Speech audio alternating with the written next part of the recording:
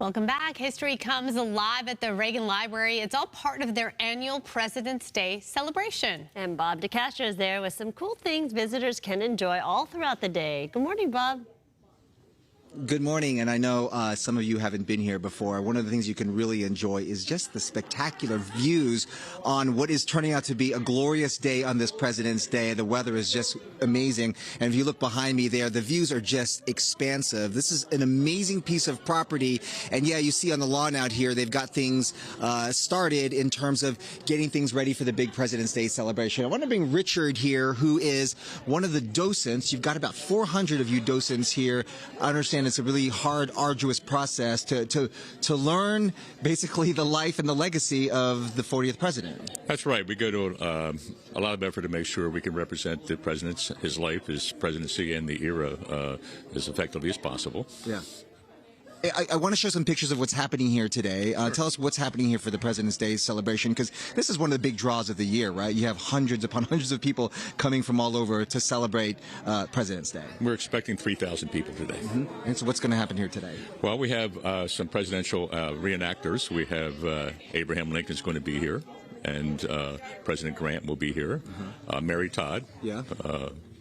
President Lincoln's wife. Fun for the kids. And as a docent here, you said you've been doing this for 8 years. Mm-hmm. What are some of the biggest anecdotes you can tell us about Ronald Reagan that we might not know about? Some of the big questions that people have out there. Well, what kind of a person he was. I mean, he was a very open person, very friendly person, obviously a patriot. Yeah. But some of the things he did virtually ended the Cold War as we knew it, and it took a lot of courage to do some of the things he did. Yeah. As you say that, right behind us here, we have part of the Berlin Wall, and everyone remembers tear down that wall, right? Tear down that wall. Yeah. And that's part of our mission as well, because a lot of children nowadays don't really know a lot about the period. So we spend a lot of time talking about the wall. That is a real piece of the wall. Yeah. And they called him the Great Communicator. That was his big. That was his big moniker that he was known for. Why the Great Communicator? Well, he was a very personable president, and he believed in personal contact. He visited 26 countries while he was president.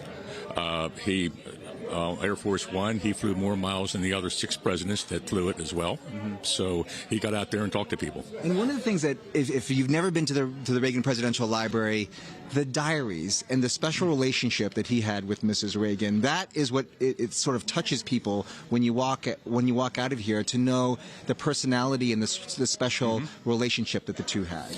They were a terrific couple together, and there's little doubt that that a lot of his success, certainly politically as governor and president, was due to her. Yeah. And she looking over his shoulder and making sure that he was taken care of. And she was a pretty good communicator as well.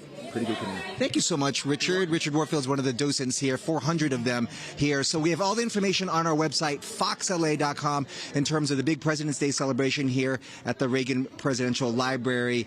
And yeah, if you go in there and you read the diaries, you realize this special relationship. He would even say in these diaries how much he missed her, and he would sit in the Oval Office, and if he was away from her for like 6 minutes, he'd look for her and look around the corner to see if she was around, and that really moved him and spoke to him and made him a stronger person, made him the president who he was. A true love story, Bob. Mm-hmm. Yeah. Mm-hmm. And I know they're both interred there, awesome. Right? On the grounds. Yeah, it's right around the corner over here. I don't know, you can see just around the bend over here. It's a really beautiful spot. And again, it looks over.